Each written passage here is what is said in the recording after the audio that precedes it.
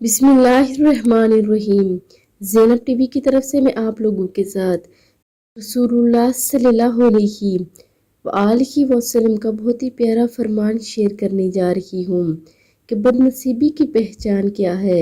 رسول اللہ صلی اللہ علیہ وآلہ وسلم نے ارشاد فرمایا، 4 چیزیں بد نصیبی کی پہچان ہیں۔